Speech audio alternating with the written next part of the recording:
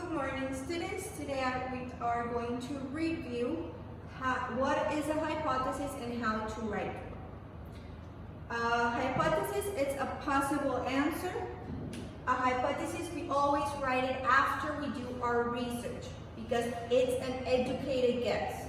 So it's a possible answer to our question or problem.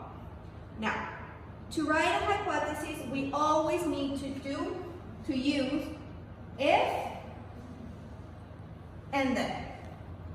If, here goes our independent variable, and here our dependent variable. We're going to talk about that in just a few seconds. So, again, if independent variable, then dependent variable.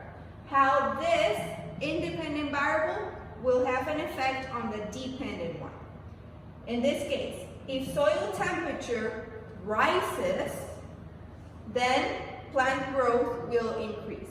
How the temperature is having an effect on plant growth. Now, do you guys remember what is the difference between independent and dependent? Well, independent is independent or manipulated variable. It's the one that we as scientists are going to be manipulating, okay? This is the variable that we are going to be changing in our experiment. This is the variable that we want to see if it's having an effect on the dependent one. It's the one that we change, that you change as a scientist. Now, the dependent variable or responding. This one, it's responding because it's going to have a response from the independent one. So it's the factor that we want to see the result. It's the one that we want to measure. We want to see if there's a change made by the independent one. It's the one that we measure.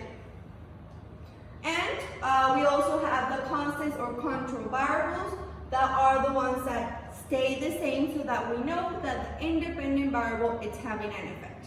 For example, in the plant experiment, we want to know if the plant is growing because of the temperature or it's growing because we're giving it nutrients or water. No, we want to know only if it's growing because of the changing temperature. So we're going to have the variables. The plants, we're going to give them the same amount of water, the same amount of sunlight. Those are control variables or constants.